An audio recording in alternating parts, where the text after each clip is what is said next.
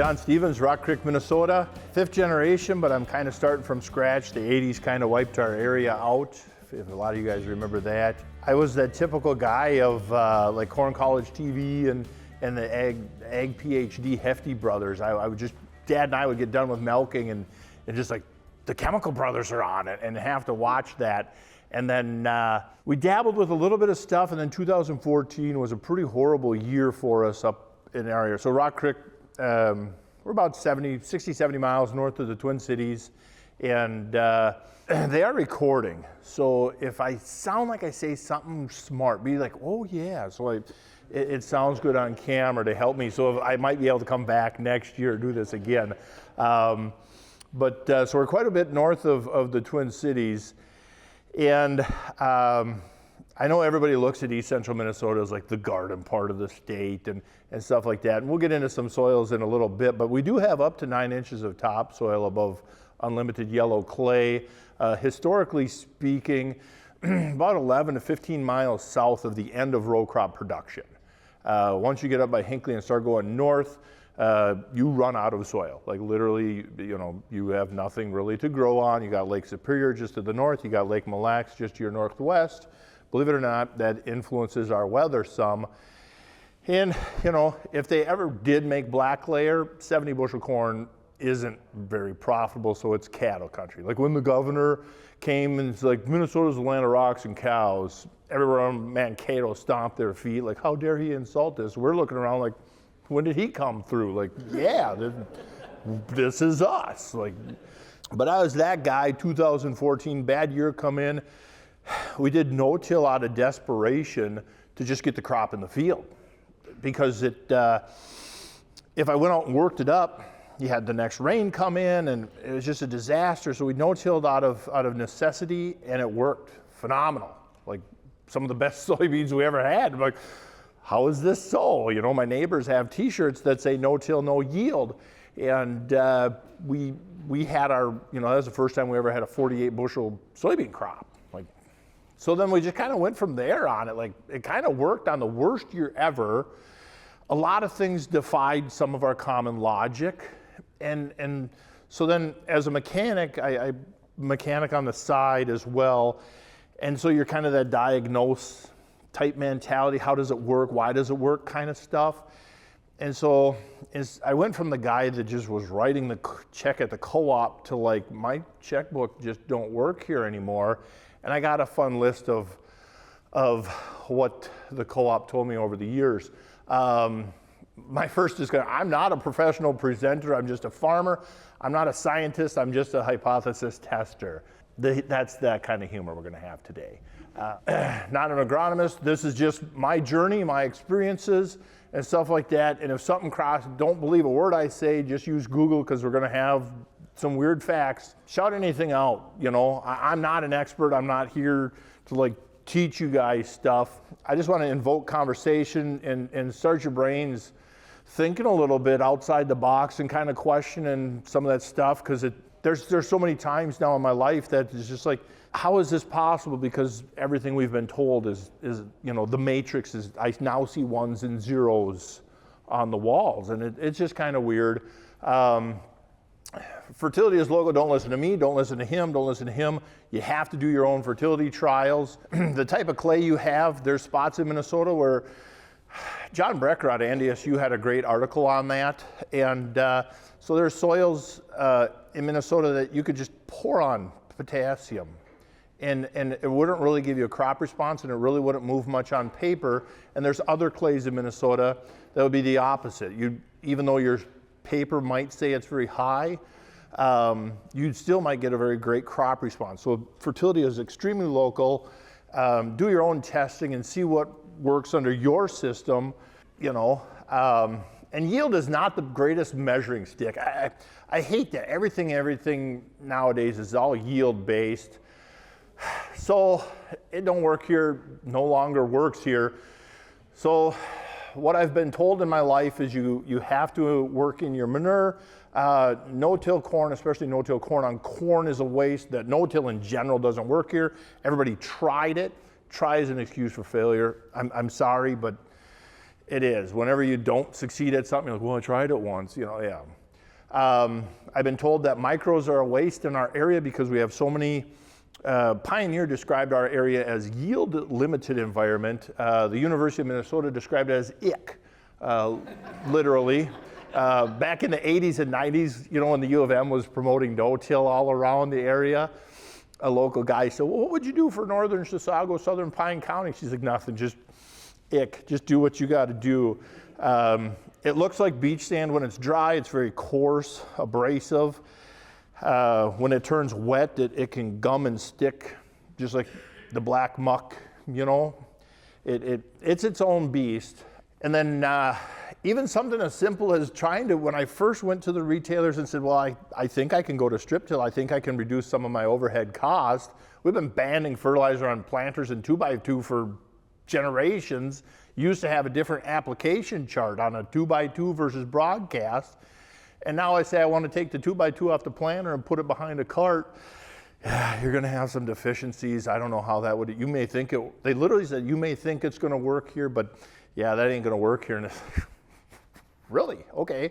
Cover crops, you're just absolutely crazy. The one retailer actually pulled cover crops off their shelf. And I was told you can't grass finish steers. They'll be out there way too long and the meat is going to be horrible. And then foliar feeds, when I first talked to, because back in, we've been set up for variable rate since 13, I just never got to that point to actually really utilize it because we went down this crazy rabbit hole. Foliar feeds, same thing as micronutrients. Well, would foliar feeds do anything for me? No. Focus on your NPK, be a moron farmer, just moron NPK, just put some more on. Well, I have this problem. Need some nitrogen, that's what you need. Like, okay, we got ground that sheds water like the duck's back. The St. Croix River is just a couple miles from our farm. Our territory is a high phosphorus water to begin with, and now the state with all these regulations and stuff. So we're kind of under the microscope anyhow. And so, throw more nitrogen on highly erodible soil where it's just going to wash off. Yeah, you bet. So when you talk to them about foliar feeds, like that's dumb. Just that ain't going to work. Well, then a couple years later, then they get all these great products out there. Well, since you're going out with your herbicide, throw this Stall or Bioforge, blah, blah, blah in there, and 2 to 3 bushels an acre. Like, okay, now a foliar feed works. So no-till corn on corn with cover crops don't work here. This is, at the time this picture was taken, I don't know if our county broke 100 bushel, and our farm was probably 125 to 130 bushel at the time.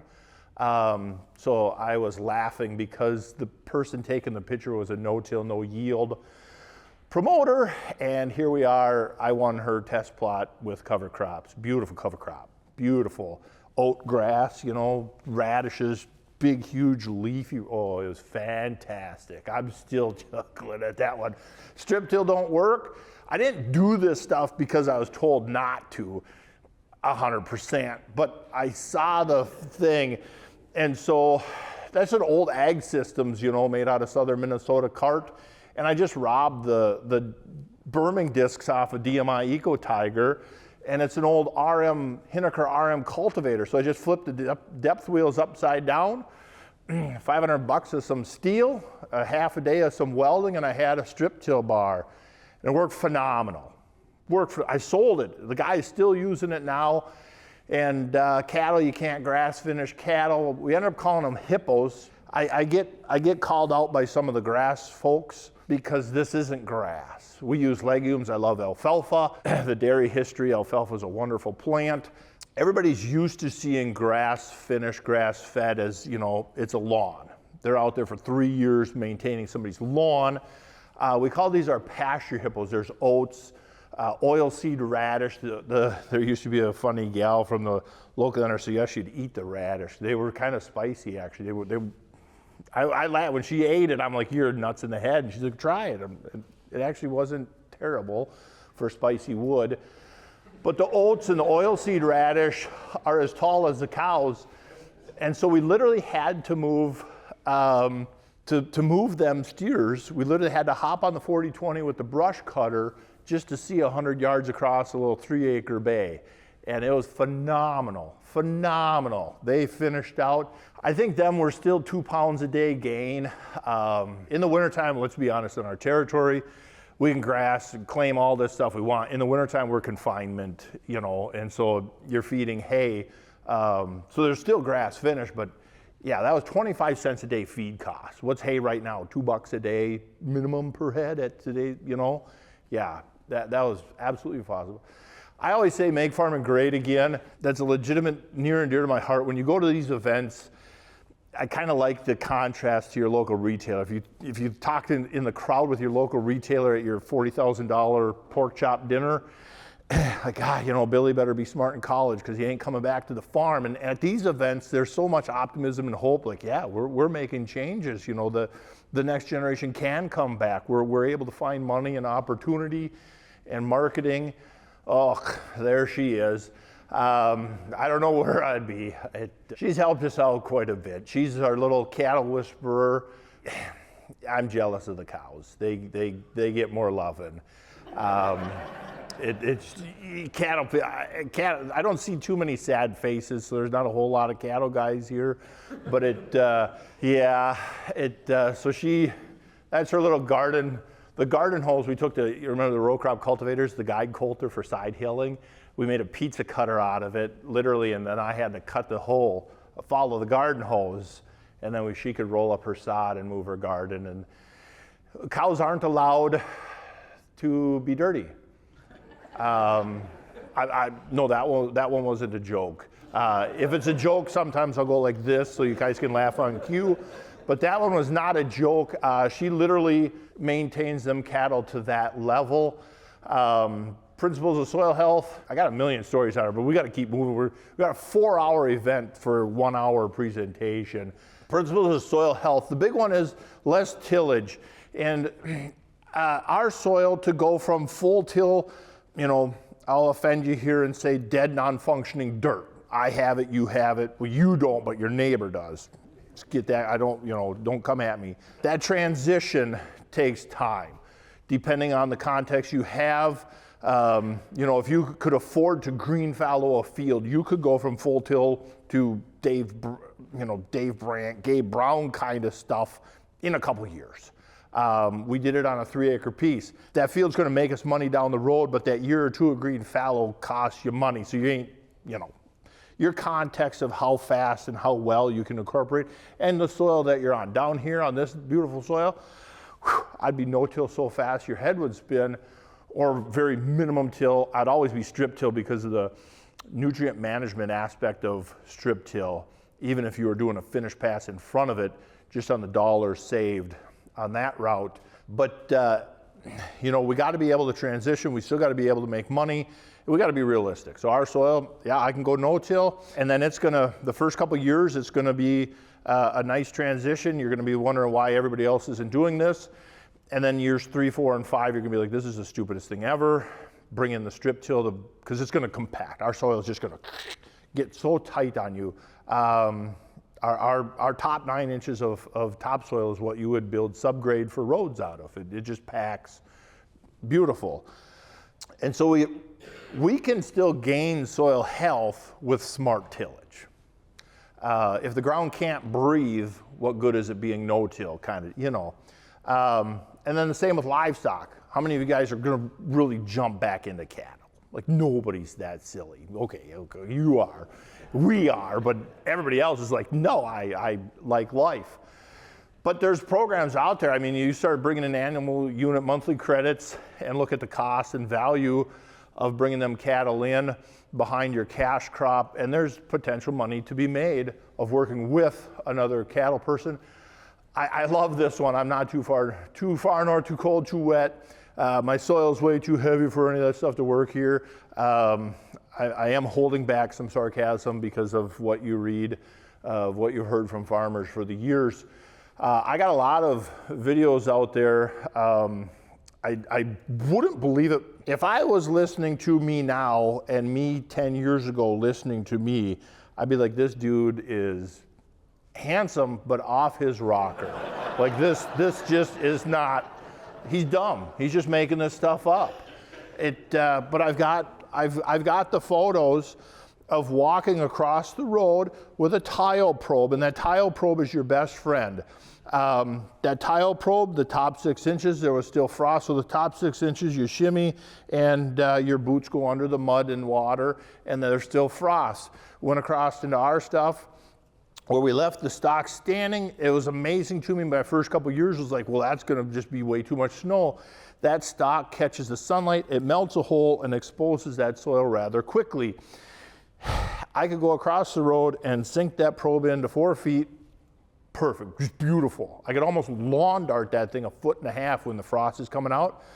On that day, I could have been spraying, spreading fertilizer, doing something productive for the farm, and across the road, they were still several weeks out, waiting for that first rain to get the frost out. And then you put a temperature probe in. There's 1 degree difference between that exposed dirt and in grass on our side. And you're just like, how does this work? And so I proved this stuff to myself. The definition of healthy soil is my goal. We should be able to produce a bountiful crop that's resistant, not free of, but resistant to weeds, disease, pests, insects, and I'll have a diverse soil life and nutrient dense. They're taking nutrients out of our current food, out of our corn and stuff to make it more efficient on fertilizer and stuff like that. If I say anything wrong, you just yell and be like, dude, like, I don't know who told you that one, because I don't want to say anything dumb. Measuring soil health, there's kind of what we're looking at on the farm, you know, so even if you are doing some tillage, even if you haven't reduced fertilizers or insecticides or herbicides or anything like that in the beginning, have you moved any of these on your scale? But you have to get out today, not today, wait till next spring, and start at ground zero. See where you're at, do your water infiltration tests, you know, and how much snert did you have this winter, and now next winter, how much less did you have, kind of deal. Everybody poo-poos that snert, but UND or NDSU did some studies on that snert, and the amount of money that is coming off of your field in that snert is unbelievable. Don't complain to me about, we need to demand lower prices at the co-op. Your NP and K, it's unbelievable what some of them numbers are. We all started there. I love the moldboard plow. If I won the lottery, I'd probably be back to moldboard plowing because it's such an art form. But yep, this 3-acre field. So it's kind of funny, that's the last time I killed it. And then we brought in a cover crop. And so on our soil, and I bet your soil will be the same thing, I'll bet you a Mountain Dew. And if you know me, you know what Mountain Dew means. I'll bet you a bottle of Mountain Dew that your soil, your water infiltration, after hearing 10,000 hours of professional speakers give us information, you're at about a 1/2 inch to 1 inch of an hour of infiltration, and you can't repeat that very quickly. We had spots on sand that looked like it should have just gone away. After 3 hours, I think it was evaporated. The water was still there. It hadn't moved an inch. And now we did that. So that was the field we green fallowed in cover crops where the steers were. And there were spots in there that had like 18 inches an hour. It's just crazy numbers, but pretty much every spot we tested was 4 to 6 inches per hour. And within minutes, you could test it again. And I've got video on this field. Back in the spring of 18 or spring of 19, we had just had a 3-inch rain event. I'm out in my white tennis shoes walking, and you can hear as all the worms go back into. We have abrasive soil. Worms don't like abrasive soil. So for us to see worms coming back, this is my darkest stuff. For us to see worms coming back in some spots, people talk, 10, 20 worms per cubic foot. We literally found a worm in a dig spot just north of where the tent was this summer. And you're like, holy crap, we are doing it. And that is, you know what I mean? That was really exciting, because if you had to, fish for a living, you're starving to death. So you can see what it kind of looks like. And I know down here I'll have flat tires for saying this, but in Minnesota, we don't have an excess water problem. we have an infiltration problem. One at a time, I will defend myself against you guys on that one. But I mean, you see the erosion, and that's not erosion, that's just normal. You know, that was the thought back then.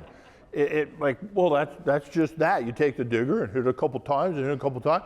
And at the bottom of the picture down here would have been about a dump truck worth of soil. And you're just like, oh my gosh, you know, we are going nowhere. I didn't even know what we were doing back then. You know, at the time I was so conventional. I was that. That is the definition of insanity. Over and over and expect a different result. And so same thing on that field, highly erodible ground. We kept doing primary tillage and expecting this year it won't erode away. This year the alfalfa will grow instead of the wind shaving it off. And it didn't, and you're like, so getting into no-till, the challenges we have of no-till, my first set of row cleaners were kind of a rigid mount, so you got a little bit harder soil on the flat and then that more loamy over the ridge. You set it for the flat, then on the ridge you're furrowing, the rain comes and now your corn you planted at 2 is now at 4 inches deep because them ridges from the row cleaner furrowing. Getting enough down pressure to maintain seed depth, and then closing the slot is the biggest one. As we build soil health, as we build soil structure, that soil wants to stay in place. So that makes I like walking behind planters. I really enjoyed it. Legitimately, I loved it to be able to show guys that we were able to just dial that thing in and just pick and fence, you know, is fun. But when that soil has really good structure, there's a chance with our standard closing system, if you're not digging, that slot will actually zipper on top and not really tuck that seed in. And so when we dig for behind the planter, dig a hole, like a foot deep, dig a hole. And then you are literally just shaving the soil off until you find that seed, and then analyze how well that thing is tucked in. I don't care how you're farming, you should be walking behind your planter like that anyhow, because there's a lot of bushels on the ground if you have one row unit that's not doing that. You know, I guarantee Dave Hula and them guys are walking and digging behind their planter, flagging emergence and that kind of stuff. Closing the slot is really the tough one. So we went to spiked wheels, and that really, especially on old sod, that old sod just, ugh. If you got old sod, I know we're at a conservation thing, but if I had to start over with old sod, any field from now on of old sod in our territory, I'm pouring on a bunch of fertilizer, chicken litter, whatever I can get, and I'm moldboarding and starting from fresh on that spot, because that old sod is tough to really get a good crop through. I don't know, maybe I'm the only one. I'm the, okay. And security? So to set us up to try and be somewhat successful, the first thing we should do is the field fit for no-till? And I've been told I'm hostile towards people and I hate farmers because people say, well, I want to no-till this field, and everybody else is like, you know, that's great, congratulations, welcome to the club. And I'm like, should you? Is the field fit for no-till? Like, what's the point of going out and be like, I want to be a no-tiller if that field is full of compaction, it can't drain, it's got major fertility issues. We change the whole dynamic of the soil.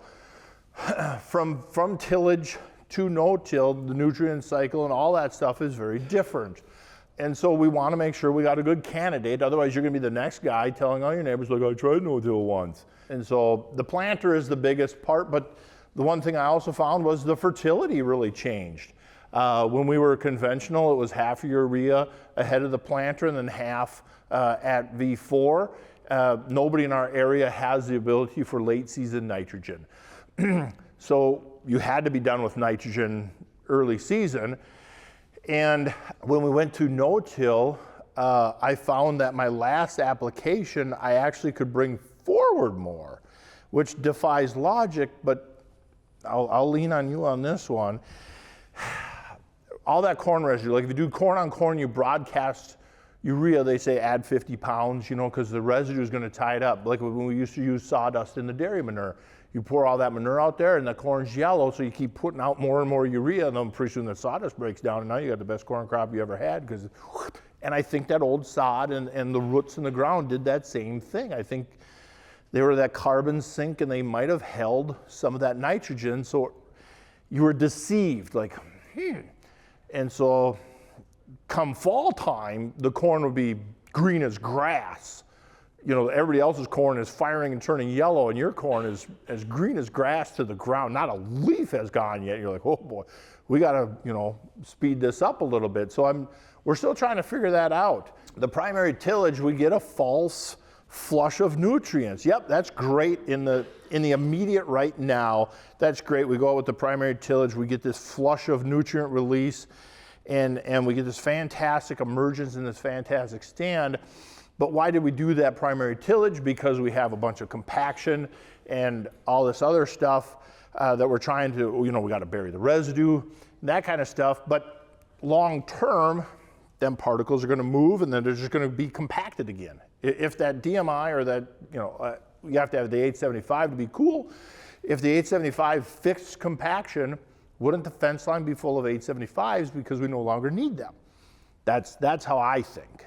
If you're going to fix something, are we being proactive or reactive in our farming today? So when you do a no-till versus a primary tillage, if you're going to use yield as the deciding factor and not dollars in versus dollars out, and you're also comparing, like, I'm going to try no-till against the system I've spent my whole life trying to perfect, and I expect it to compete. You know, like if you're a professional high jumper and your whole life you've been running to the right and jumping that pole, and your coach says, now run left and jump that pole. On the very first time of jumping left, are you going to clear that pole? No. Very first time you tried no-till? Like, we gotta be real. Measuring success, why did we do it? There's a whole bunch of reasons why we do no-till. I don't ever hear any magazine like, go to no-till because you can gain 20 bushels. You don't walk into your local retailer and see all them signs, you know, where they have the advertisements, do the product. Nobody has a sign saying go to no-till for 5 bushel an acre. So we have to be realistic with ourselves of why we're wanting to move to less tillage and do it that way. You'll get the people that argue and say, well, yield is how we make money, but isn't dollars in versus dollars out how we make money?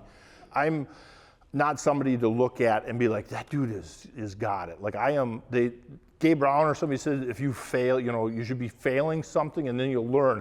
That's why I'm the smartest man ever. I am the best failure in the last 4 years that our county has seen. It's embarrassing. It's embarrassing sometimes being the odd guy out.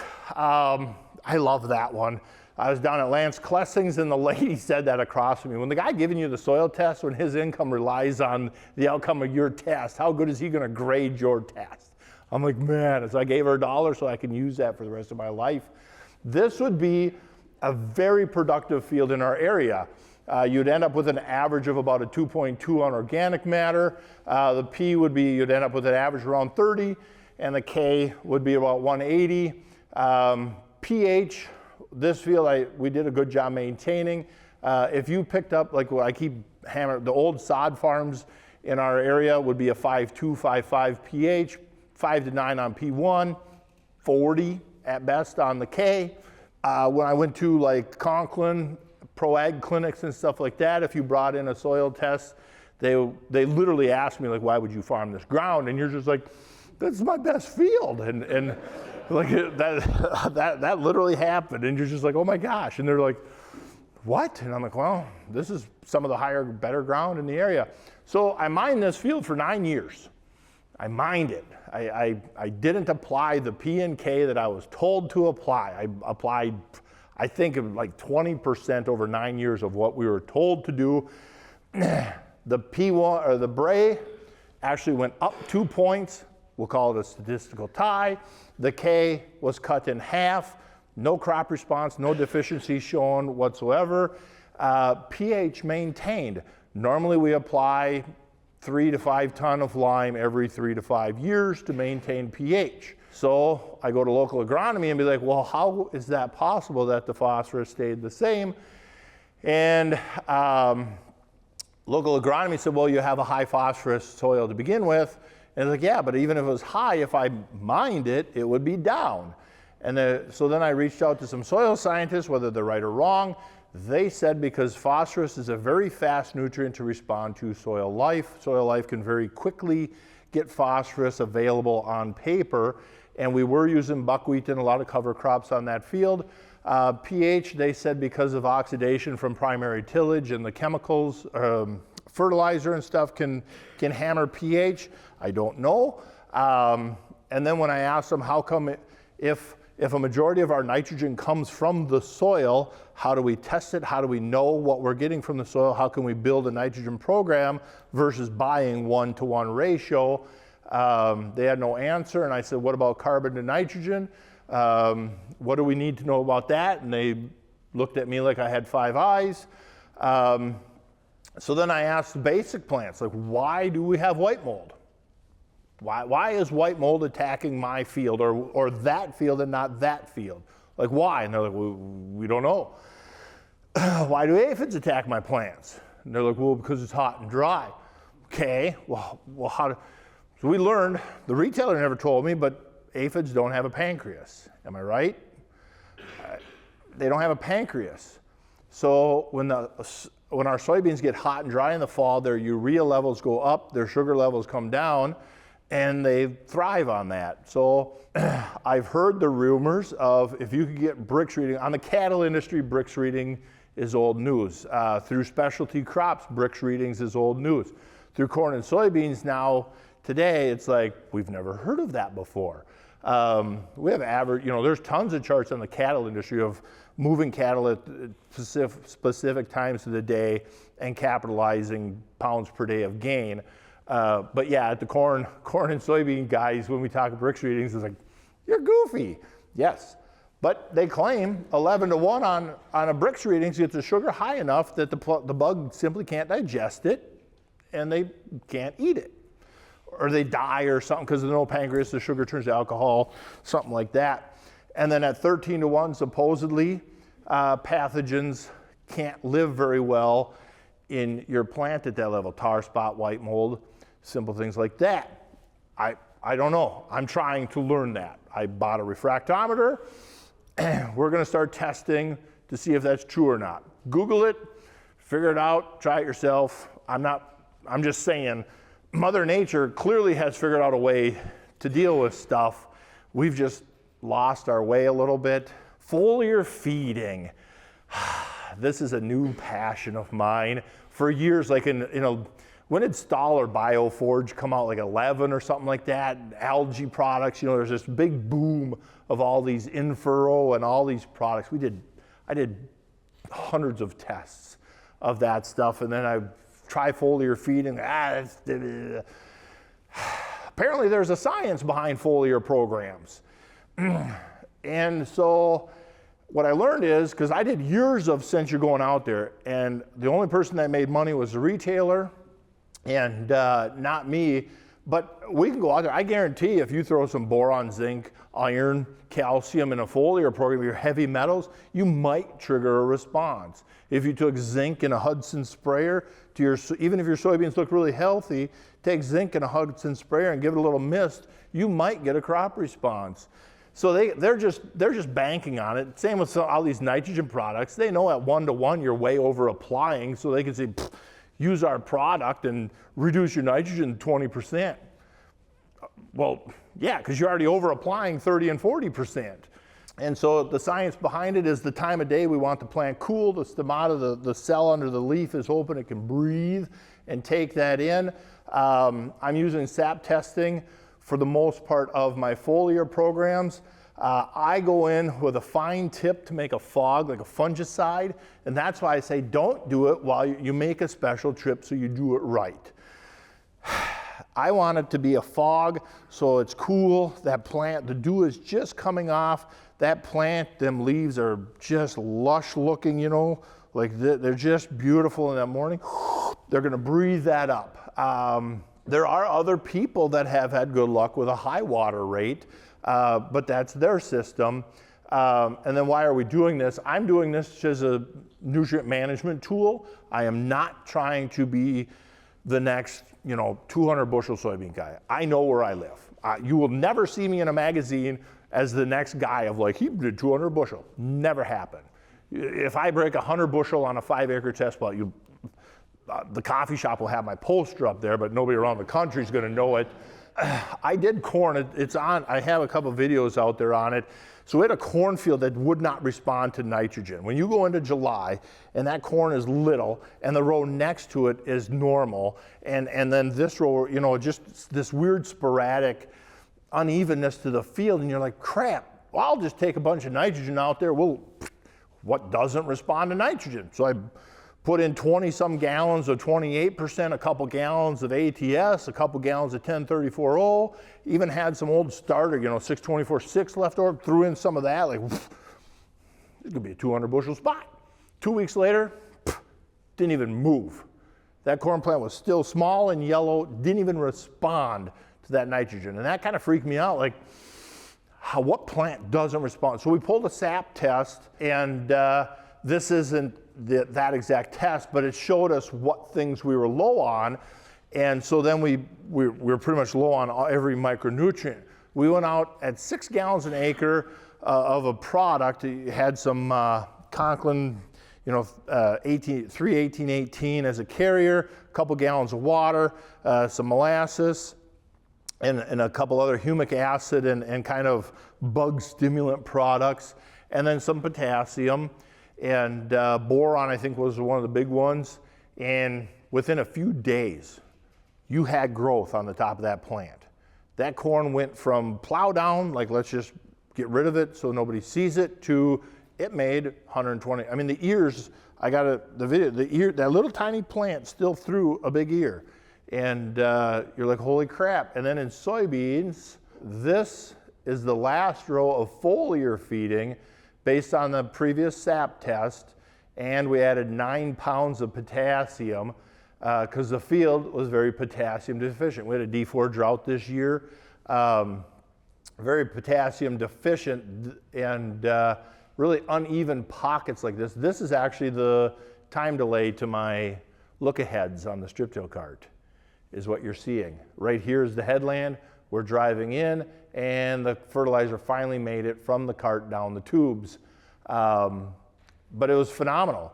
I had a local agronomist get out there and like, what are you doing? I had other farmers call me like, what's up with that line? And so it was kind of entertaining. But the one thing that I really noticed was soybeans, typically you get all your like your frog eye and your little blights and stuff. It was clean. Like, there's a yellow leaf right there. When I went across the road to a really good looking conventional soybean field, all his big lower leaves looked like that. And everywhere I foliar fed was really clean. Analytic, you know, anecdotal data, but for me, and the pod set on that is like, yes, we need to keep moving forward with this program. And so we're going to keep moving forward with the foliars. If we're cover cropping, we're rotating cattle, we're moving soil health. They always say that cover crops add fertility to your soil. How do we know how much? Nitrogen, where's my 130 pounds. So we pulled the soil test rather early, and then we did the SAP test on the same day. And at that day, we had 130 credits down in the soil, and our nitrogen credit on the plant. Where are you at? Nitrates, total nitrogen, we were still looking good. Our short-term future says we're good on nitrogen. So then we'll come back and do this again. So we just did one test this year to just kind of see what it gave us for information. I didn't do anything around it. I didn't make any decisions off of this. Now moving into this coming year, we're going to try a small test plot of Haney testing for the nitrogen credits in the soil, because then it gives us some, whether it's totally factual or not, you know, is that 130 like rock solid number? Probably not. Water, weather, everything else is there. But if we had that cover crop for a couple years or something in our rotation to add, we at least have something to know that, hey, we could save a couple dollars. That cover crop finally is saving us some money. So I really love the foliar programs, especially on nitrogen. In our soils, we really can't hold nitrogen very well. And like I said before, we're right next to the river. I'm trying to do better. In Minnesota right now, there's 8 counties that are, the EPA is on a emergency inspection of them counties or something. I don't understand all the details, but yeah, they're looking at the confinement buildings and everything like that, and the anhydrous guys, and yeah. So jump into strip till quick. This has been my lifesaver. Very tough ground, very tough environment, low fertility soil. The strip till machine, you know, like I said, you pull into a field with a 5 and a 40 on your P and K levels. I'm not a big believer on spending tons of money on building them up, but we don't want to have crop deficiencies like that soybean field. We want to, you know, have enough there. So you can come into these fields and get it under there so you can feed this year's crop, then you can manage the rest of the field as needed to build as you go. But the problems we've had is in the lighter soils where like that washout was in that picture, the shank, if you're doing it in the spring, a little bit of grass will get around that shank, you'll see a nice berm, and then when you dig in that berm, there'll be big air voids. And so we wanna make sure that we're doing a nice job, or if it's a little bit wet out, it'll get that chunkiness. In our conventional system, we got rolling baskets. We already know how to tillage wet, sticky soil with all the add-on accessories. So on the strip till, maybe slow our roll a little bit, you know, be a little more diligent. If it gets a little chunky for us, we're gonna move to planting quicker behind, because if that chunk is still wet, the planter can mush it down and makes a beautiful seed bed. But I love it because when you look at that seed bed, that seed is easily tucked in, and then you got 4 or 5 inches of soft soil below it for them roots to just, love it. The successes I've had is the reduced horsepower and labor. I worked off the farm my whole life. I was a pile driver, cofferdam builder, sewer and water guy. So that's where my sense of humor, my skewed sense of humor of life comes from. The old guys were tough, you know, when when he's missing his teeth because he beat up his brother on the job site, you know, and they're just tough old guys. And they're like, if you're gonna launch an oxygen tank out of the piling, you gotta flip it and sling it this way so I can bounce the crane. And you know, that we didn't have much OSHA. There was a lot of, I walked 30 feet above cut off piling on a 1-foot strut on them cofferdams, and I said, well, where's my tie off? And he said, well, if you have a tie off, then you just have a reason to fall, and then we got to try and pick you up, and so with no tie off, you won't fall. I didn't. Walked out there, wrestled that 4-yard clamp. Oh yeah, this was up here. It used to be in my previous life. I was really shocked at, I would have never known it, would have never thought it. When I went into strip till, U of M had some pretty good studies on banning potassium, so that gave me the confidence to pull back a little bit on potassium, and we had okay levels in our soil P and K anyhow, and so just basic math, you could easily like reduce 30, you know, you could go to 30% of applied product and have the same amount of granules in your root zone. But the sulfur and N, very leachable, highly misunderstood. You know, I knew nothing about how they actually worked in the soil, so I still applied them at a normal rate, but I did a couple tests, and the sulfur normally in our soil, when I was conventional, you'd do 60 pounds AMS ahead of planting, 60 pound in season. If you skipped either application, you would have a deficiency. And then I ended up, one time I put 60 pounds in strip and had no deficiency. Looked really good, couldn't really find a crop response based on sulfur by adding more back. Now, you can argue AMS is an okay nitrogen source for in our soils and stuff like that, but the sulfur and N, from going from broadcast to banning, even through the Y drops, responded really, really good.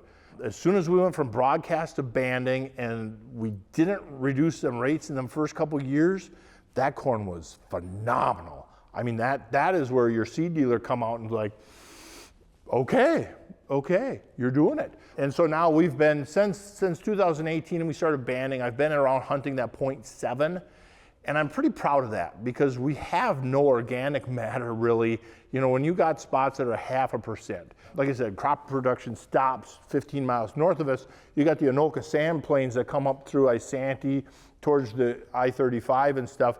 When you have spots that you can turn the garden hose on and never make a puddle, you know, that's a tough spot. You guys, CRP don't exist for us very well. There's no government money for CRP for us because there isn't the value to the land. When you go out to the Garden of Minnesota, CRP is competitive to land rent, so them kind of spots, guys, just turn it to CRP, put it to cattle. We still have to make money on that. And so you're gonna farm them spots, and I'll tell you what, ever since going to soil health, reduced tillage, managed fertilizer better, we're starting to build some soil health. Them spots where it used to be that red blop, where the rest of the field was 35 bushel beans and that blop was 10 bushel beans maybe 50 bushel corn, it is now, instead of that circle, it's kind of just this little red skew, and the yellow, the green in transition to yellow on your yield map is so much better. And so now that spot is, you know, if it's 40 bushel beans, that spot's 20 and 25 bushel beans. You know, it's coming. There's a lot of land not too far from us. They still won't grow soybeans because you ain't going to make money on 10 bushel beans. They'll burn up. You can't consistently bank on it. I'm trying to give you a picture of the joy that we get to deal with. And the poor spots are getting better, and a fantastic. So there's what we ended up with now. Bought it right out of Faribault area. It's a B&H bar built in Minnesota. And I would invest the money on the bar. Get yourself a good bar. The cart pulling the fertilizer is no Borgalt. Buy them out of the Dakotas for pennies on the dollar. Throw an ag leader controller on the front and a couple PWM valve motors. It's a 4-ton box. If you go to Montag, it's a 9-ton box that costs you $55,000. Fantastic box, nothing against Montag, but that one fits my budget a lot better, and it works. I mean, it works phenomenal. Calibrate it, set yourself up for success. Cover crops. So cover crops have been just a fantastic journey of this is the stupidest thing ever. So in the cover crops, there have been a lot of years that you throw the cover crops out there, and because of dry weather or early killing, our historical killing frost is September 18th. Killing frost, you had like nothing either got germinated or it barely started, and then it's done already. And now it's under 20 inches of snow. And you're like, this really is dumb. I threw $30 of seed out here and I got less than lawn. I got nothing. Where's my return on investment? Jay taught me years ago at my farm. We picked up that little plant and I'm like, yeah, this is really not getting me much. And he says, that is phenomenal. That is a successful cover crop. It had 4 weeks of growth of pumping carbon into the soil. All them little roots are stopping erosion from wind and water on our soil. They're giving us infiltration channels. That little tiny bit of residue will lay on the soil. It'll melt away fairly quickly, but it will hold our soil in place. And we proved it with measuring infiltration, and we no longer have the water running off. We used to tube, when I was a little kid, we used to tube on the drainage ditch across the farm because you get them heavy rains and it all just ran off. And now it's like you can barely even put a toothpick boat down there. It's phenomenal how much more water is hitting that square and staying on that square. The other thing I had was I finally got mad after a couple years of going in late in the growing season and not feeling a bang for my buck. So the next year I'm like, I will show you cover crops. So I went in fairly July, spread oats, vetch, into some soybeans, and every seed germinated, every seed grew. Come soybean harvest, you had an 8-inch oat grass crop, and which great, you know, it's tough to graze cattle in soybeans, defeats the purpose. You don't want to kill them with the fat. So then every day you had to wait until just at sundown, right before it got too tough to do soybeans, you could sneak out there. Otherwise that grass mat held so much dew that the beans were 20% all day and just miserable, and it was all intertwined, so your guard, it would plug the guard, and now every 50 feet you got a ball of corn stover, and son of a bitch, never again. Planting green, I had a brilliant idea one year to take a field of non-GMO beans of all. As I hear the words coming out of my mouth now, I realize how dumb it was, but we did a non-GMO bean field into planting green, and it was that old sod, so the quack and June grass was as thick, you had a hay crop there. Well, that's easy. Come with some volunteer, clethodome, smoke that down. Oh, that field was clean. A couple weeks later, clover, every broadleaf under the sun exploded in that field. We never did get a crop off that field. We spent the rest of the field, that was when chemical was still fairly cheap, and we were out there like 3-4 times trying to beat this stuff back. It never did. We burnt it with Cobra and everything, to try and get them broad. It would just, never again on that one either. But our cover crops, our successes, I might have went too fast on myself. We want to, we want to do our goal. Why are we actually doing this? This one really bothers me on social media. Every farmer out there is like, well, I put in some winter rye the other year, and now they never managed it in the spring. So everybody and their brother this spring had a bad looking corn crop in the winter rye because it sucked all the moisture out because they never terminated it at the right time. And then they yield check it. What are you doing on your farm that a cover crop is going to bring yield to you? Aren't you already doing the best that you can with your system? So what is in the first year of a cover crop, what on earth is that thing going to do in a couple months to get you yield? That's a legitimate question. So you can't yield check cover crops. It's a much bigger picture than that. So you have to have your goals, erosion, water infiltration, all that other stuff. Yield will come in time.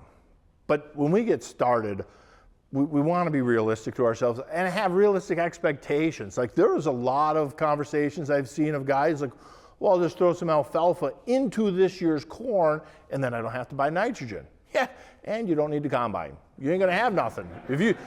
That alfalfa, how fast is alfalfa gonna generate a nitrogen credit growing under a corn can? Like, we gotta be realistic. And them are real conversations that you had with people. And with cover crops, no-till, strip-till, just do it. Like, that's a no-brainer. Like, just park the disc ripper and move to strip-till. But cover crops, no-till, come across the field, have a representative path of whatever your sprayer width is, or a couple planter, or a round of your planter. When you hit that spot, lift up with your primary tillage, jump over, set down. The rest of your farm is the same. And then come next spring, if you're doing a finish pass, then just go right across the whole field. Don't change your herbicide program in your cover crop when you're first learning. You need to still, your cash crop is king. You still need to make that dollar so you can learn. But then when you come across in the spring, put your cover crops in that same section. You can't, and have it close to the farm so you can monitor it and be successful and just stick with it. And you'll start to see the benefits come. I say keep a track record because you never know, a lot of this stuff, and work with other people. Like, we got Albert Lee Seed House down here. They know our areas in Minnesota pretty well, so they can tell you like, oh yes, these species might work good for your goal. We were asked one time what a great cover crop is, and everybody's like, winter rye is the best thing, and I'm like, for what? What's winter rye great for? Erosion and a few things like that. But if that's not your goal, if your goal is compaction, you got, your brassicas, your annual ryegrass, your alfalfas, crop rotate, I hope, is this even making sense? Is it? I hope it is, because there is a lot to be had with cover crops, and I see the results, and I want other people to make their farming great again, and having their farming experience move forward. And as we're talking about the EPA and that kind of stuff, the University of Wisconsin did some testing. So even if you're no-till in Wisconsin with the dairy manure, you still have to have a light incorporation because of the regulations and stuff. So they tested the nitrogen value in the manure and then put a rye crop on it, and then the next spring did another test, and hardly any nitrogen was lost. And you're like, that is really cool. And so there's potential here. Everybody says, where's my return on investment? Where's my bang for the dollar? Well, the first part is you're done with the primary tillage tool. Iowa has primary tillage, $25, $35 an acre. Would you take your primary tillage and go do your neighbor's field for $25 an acre? Like, no, I wouldn't. I have more important things to do. That's not enough money. And so $35 an acre on primary tillage, that can buy you a lot of cover crop and start to move your farm forward. That really got magnified. Cover crop, I'm trying to highlight the hairy vetch. And that hairy vetch is kind of a neat little plant. On the cattle side, it's a fantastic feed value, but all the nodules in there, it has nothing of a root system. I've never seen it make this big, huge, but it will nodulate to make a soybean plant blush. I mean, it is fun to do that and to see that, and that's money. That's my money. That's nitrogen credits there. And I remember years ago, I had some volunteer vetch come up we tried cover crops the first year. The next spring there was a patch, about this patch, and that vetch was just thick as a mat. And that corn row went into it and disappeared into it. And I'm like, oh, and the guy at the co-op driving the truck there, and we tore that open. I said, how yellow? Is there even going to be a plant under that big smothering? And we pulled it open, and that corn was the greenest corn you ever saw. And we're like, what the heck? And so I grabbed a shovel, and we dug it up, and we saw this. And I says, you take this back. And you tell them, when I figure this out, adios. They ain't getting my checks anymore. I want a farm for me. I'm sorry. We can talk conservation all we want. The St. Croix River by me, I can walk into the St. Croix River and I can look down and I'm 5'17", whatever, and I can look down and I can see my feet pretty easy. And I'm saying, so it's clean by me. If it's dirty by you, I don't care. I care about my money. That's all I care about. Not really, but you know what I'm saying. I want something to hand down. I'm in this to make money. I want my nephews to be able, we didn't have kids, not lack of trying. Wife hates when I say that one. But I want this farm to be able to go to them kids. And we just had, the nephew just had their first kid, Jace. And so we're already like, that's the closest thing to a grandchild for us. And we're like, I'm busting my butt working off the farm and the farm, trying to get out of debt so this kid can inherit a beautiful legacy.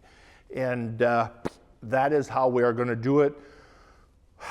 That was fun. The hairy vetch. I know the guys down south hate it because it wraps up and it's just this horrible thing. Maybe it grows better down south. I learned a cover crop from guys down south. And so you'd see this picture of these guys in the spring planting into this cover crop, and it's this tall and you can barely see their tractor through it, and you're like, yeah, I'm gonna cover crop. And come springtime, you got this green fuzz, there's still frost in the ground, you still got snow on the tree lines, and you're like, but I want that. That hairy vetch up here, that vine, you can grab a bunch of that vine and put it together and twist it, and it just shreds.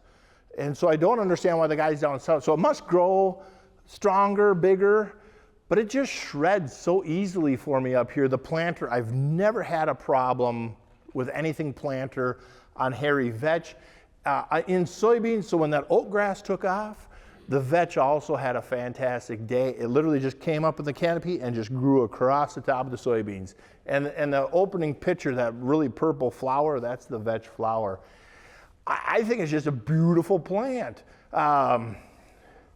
That's either a pigweed or maybe a water hemp or something. Can I say water hemp ain't a noxious weed? Will that just clear the room? Hear me out. If it was such a noxious weed, how come when I put in a wheat crop with hardly any chemical, you couldn't find a water hemp on a field that was getting out of control on water hemp from the previous soybean years? If it was such a noxious weed, would it not leave our field and start to overtake other stuff? To me, that would be a noxious weed. The only place I have a water hemp problem is where I am pouring a ton of chemicals on soybeans to not have water hemp. Again, we go back to, I have a weird brain, and to me that 2 + 2 = 4 on that one. Using lots of chemicals, and I'm still having a water hemp problem, so clearly the chemicals aren't working how we should. So then we can bring in, I toured a lot of farms. There was Lance Klessing had us down at a farm in southern Minnesota. These guys were not like, just like, you need to be soil health. They're like, yeah, we're on some hills down southeast and some really erosive places. And so they just drilled in some beans into some winter rye and they did one shot of Roundup, and that field was cleaner than any field in my county with 3 passes of chemical by a large margin. And you're just like, okay, things are starting to click. And then North Dakota, they were using winter rye towards some farms out there. They were variable rating it because their hilltops, they had dropped the rate way down because they didn't want to utilize too much moisture. There's guys that live on 11 inches of rain. We get 30 or 40 inches of water. You're in really 2 weeks in July and we're like, oh, we're so dry. We don't know we had a D4 drought. We still don't know what dry is compared to other people. And so out there, they would terminate it chemical so it stayed standing up. So in their heavy black swales, air could still get to that soil, sunlight could still get to that soil. And for us and into western Wisconsin, terminate it flat. So it covered that soil, get as much straw mat as you could to hold on to any of that water. The tillage rash, this was a 60-inch corn trial. I think they're still, with the cattle, there's still a lot of potential there for making money on 60-inch corn. Lauren, he's way better than I am. He's got 60-inch corn that's at his production. This was quite a bit less in production, but we'll keep picking away. Then for measuring the success, did we meet any of our goals? And then there's so many, like the Haney test, we can now measure if we're improving soil life and things like that. Carbon and nitrogen, I don't know anything about that yet. That's where I'm still learning. I think that's the thing that we're all gonna kind of maybe start to learn because there's some utilization there. Long term, we are seeing reduced, like on corn now, corn is easy to cover crop with us. So I have no season after summer.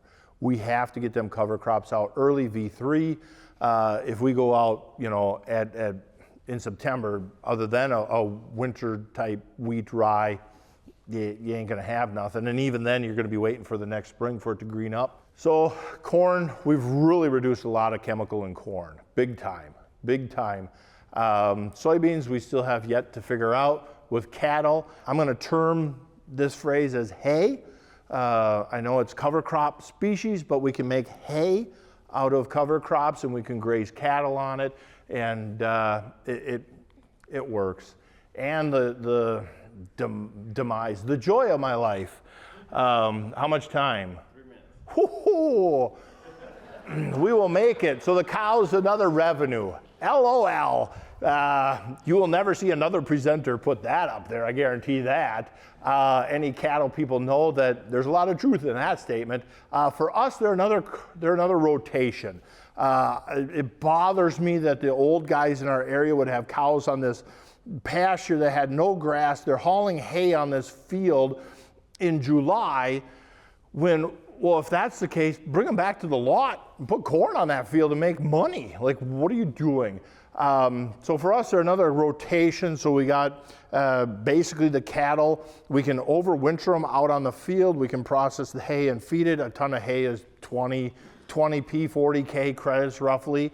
You add 10 of that per acre over winter with cows out there, you'd pull out the calculator and that adds up really fast. Like that's where the co-op checks go away really quick. If we're getting $2,800 a head on a steer by selling, we sell direct. We got Sim Angus steers. I went a lot of years in saying like, yeah, our cattle are okay. We've had enough people say like, your cattle are fantastic. Without being boastful, I can say with the wife working as hard as she does, them are some beautiful cattle. We had our best weaning weight this year was 820 pounds at 205 day.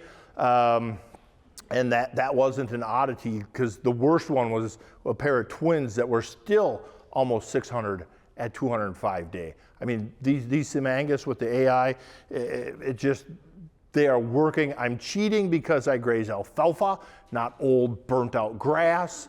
Alfalfa doesn't know that it's in a drought. Alfalfa can just handle stocking rates, unbelievable. And so by bringing them through the farm, and you know, the steers and the money at $2,800 for a finished steer, if you got 4 of them grazing a 3-acre field for that summer, and then in the wintertime, it's all the same. You got to feed them all in the wintertime, but for 6 months out of the year, they ate for pennies pennies a day on that 3-acre field. That 3-acre field over 2 years, you know, you're talking carry the one, you're talking $1,800 an acre kind of revenues off of them steers.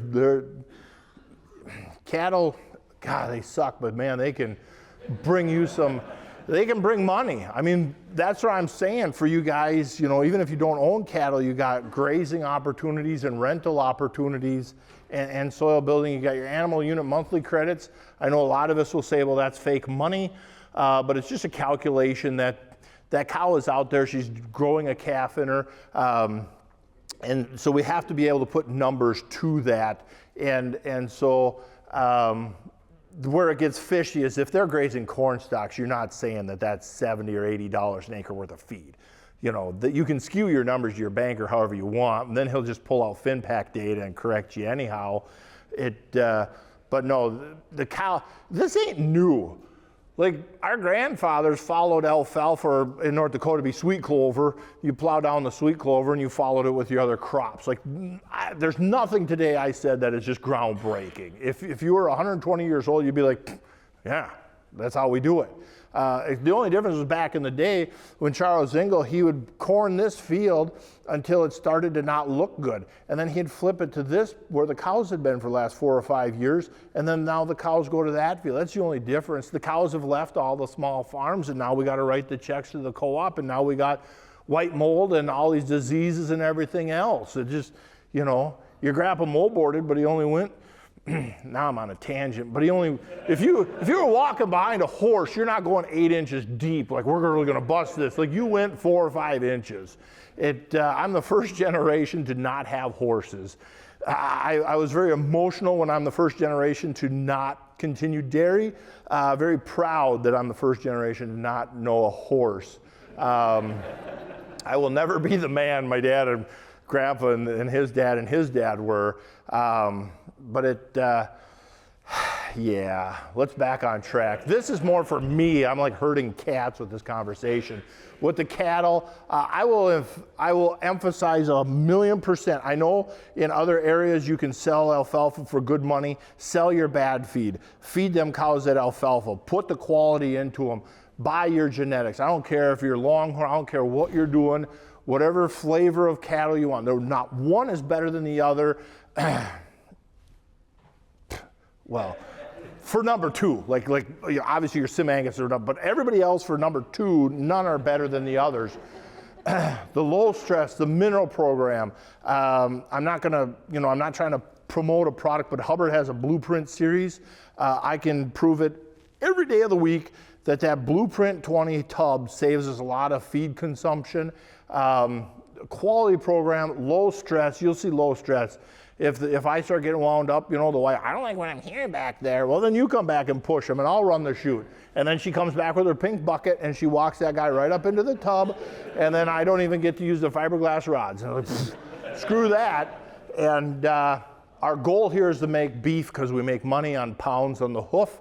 And like I said, when you have 820 pounds, or if we average 750 at 205 days, and my dad and my uncle was a genetics guy for ABS for a lot of years, and he's like, you know, in the 80s, 500 plus pounds, that weaning was like, you were, you know, doing really good. And so that's money to us, because how much feed, to 820 pounds, 200 days, the thing is grazed 7 pounds of grass. Like, you have $0 invested in this kind of, it is phenomenal. Apple cider vinegar, I don't know if guys have heard of that much. It's good for yourself. It tastes bad, but it's good for yourself. But on the cattle, it says rumen. Helps the rumen a little bit, pH, some buffering. Some guys claim feed efficiency. It makes them hides look slick. Them cows look slick. It's a dewormer. We got to get to, I'll fast forward, the dung beetle. So we keep putting dewormers on the cattle, and then we keep having more and more fly problems. That's because the dewormers can kill our dung beetles, and the dung beetles, either themselves or they carry some parasites that can eat and kill some of the fly larvae. So we stop deworming, we still vaccinate. But now you got this all over the pasture. We put up a bunch of swallow boxes around the farm. It's kind of neat to see the nature. So we had to feed for the month of August. We did sneak in a Hereford somehow. She came with the herd. I will tell you what, them genetics through the bulls, a $50 straw through her makes calves phenomenal. She is phenomenal. Her calves are just insane. There's one of the little bulls. Man, I wish the pictures could do it justice. Yes, we calved in February. Yes, we slept in the tractor at the side of the pasture, or we slept in the shop and went out every couple days, put the blankets on them, get them warm and dry. The one time the wife gets peed on and not be mad. We saved his life. That's the coldest I've ever felt a living being. She called, she went out at midnight and she's like, I found a frozen calf. Mom abandoned it. It still hadn't been cleaned off. And so I come running out and we put it in my pickup and got it to the shop with the infrared heat. And yeah, you put your thumb in its mouth and it sucked the heat right out of your, he is thriving. I think he still ended up, he would have been like a 650 to 7 on the weaning. You know, big mom, horse quality, you know, that's where your genetics pay. Yeah, I love the alfalfa. We do get some horse hay free from a neighbor for taking care of her property. I suppose most of the cows in the winter are 1,700 pounds, big frame cows. We didn't want to have big frame. They just are beautiful and big. And, you know, 9% protein hay, and these cows are maintaining weight. And then we had a set of twins, both heifers, so we can still make money. Boom. 7 seconds left. I'm sorry for going so fast, but we had a lot